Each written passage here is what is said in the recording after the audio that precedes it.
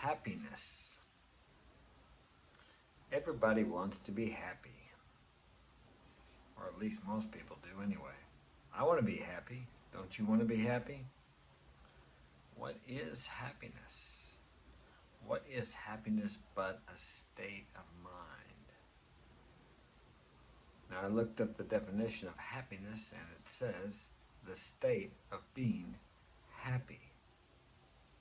What is happy? Feelings of contentment, satisfaction, that your life has meaning.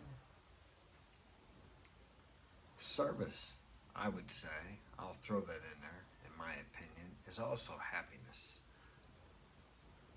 A feeling of being needed, a feeling of being useful.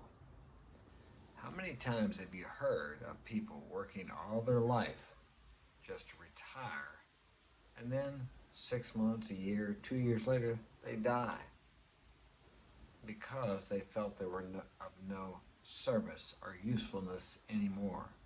They had no reason to get up and go to work in the morning to do anything. They felt valueless. Now, of course, this is not all people, but so many people work all their life so they can one day be happy. Now is the time to be happy. When I was a child, we drove past this sign on the road, on the highway, every weekend, and it said, "Eternity, where shall I spend it?" For a long time, I thought it said entry, like it was an entry to some kind of a horse show or some event. But then I figured out it meant eternity. Eternity. What is eternity? Some people speak of eternal happiness. Well, if eternity is forever, then eternity is now. It is the present moment. Because all there is the present moment. Tomorrow at this time, it will be now. Yesterday at this time, it was now. So if you're waiting to be happy in some future, hypothetical, dreamed of day, that day will never come. Because happiness is only a state of mind.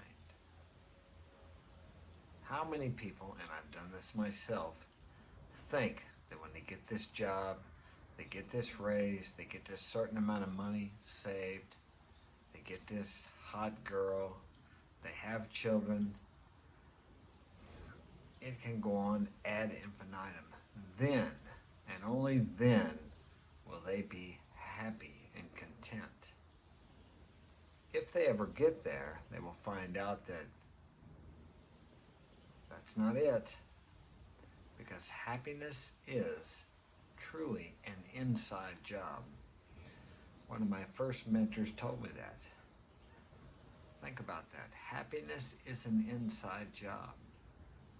And how many of us seek it on the outside, through relationships, through money, through acquisitions, through power, fame. And I've sought it in all those areas too. But when you learn that those things only bring a temporary feeling of exhilaration, that's not true happiness. And for men, at least for myself, I can't speak for women, fulfillment, looking back on your life, the risks, the rewards, the disappointments, the discouragements, the times when you were able to pick yourself back up off the ground and press on until you reached a goal or a vision that you held for a long time, that brings a feeling of contentment, fulfillment, and happiness that you do not get from any kind of acquisition, whether it be that hot woman that you want to be with, or that amount of money, or winning the lottery. As I said, those things bring a temporary exhilaration, but it it's fleeting and soon it disappears because it was from an outside source. True happiness is born from within each of us. It's not contingent on outside things. Although I do believe you have to have your basic needs met. But then again, I've met people who didn't even have their basic needs met that were happier than most people who had more, much more than their basic needs met. I've lived in a third world country for many years around extremely poor people, extreme poverty, and yet some of these people seemed happier.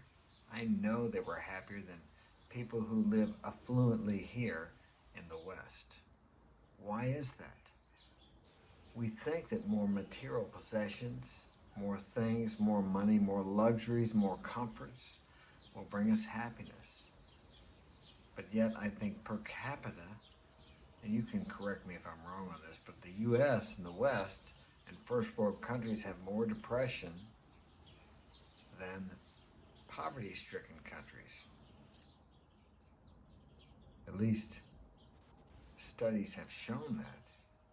And I've experienced that. I've seen that with my own eyes. People who have nothing, who sit around in the afternoons and laugh and joke and have fun together as a family, who go to the parks on Sundays, along with thousands of other people, socialize, laugh, joke, talk, have a good time.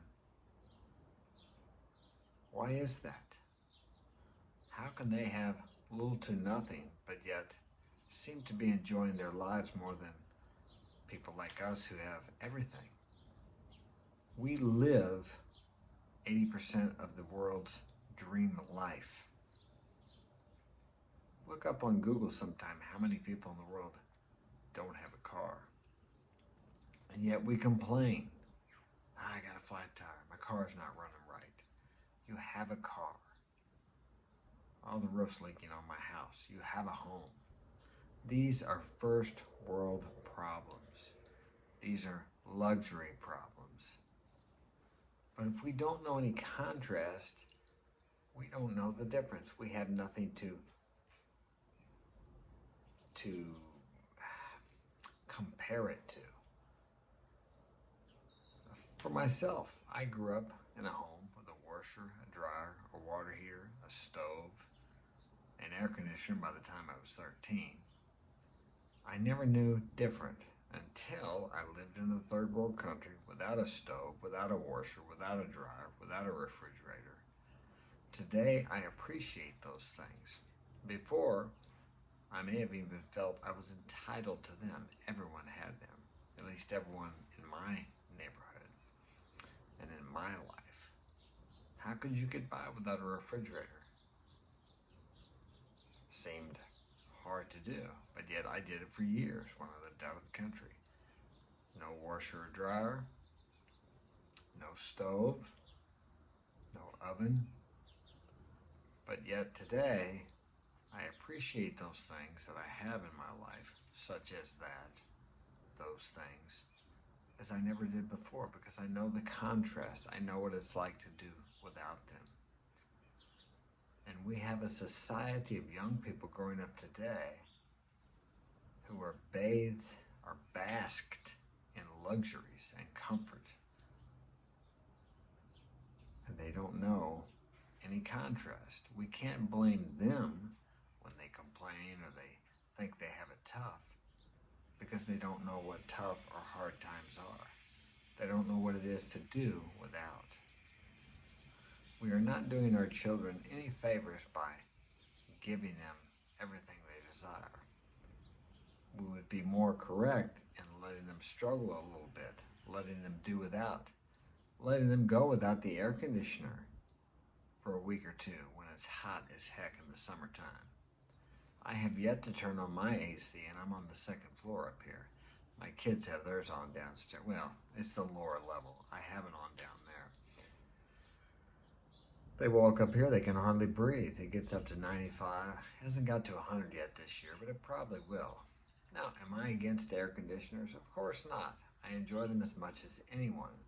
But I purposely allow myself to be in discomfort because it builds the inner man. It helps me to appreciate things in my life. I have nothing against comforts. This chair I'm sitting in is very comfortable.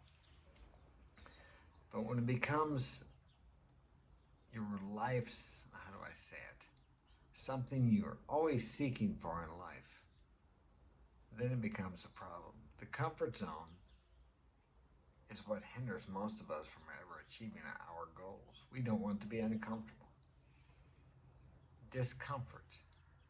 Become comfortable with being uncomfortable. Everything you desire lies outside of your comfort zone. Step out of the comfort zone and into the success, the happiness, the fulfillment zone, because that's where it lies. That's all I have time for today. Hope this was of value to you. Share with a friend, hit that like button, and subscribe. Take care.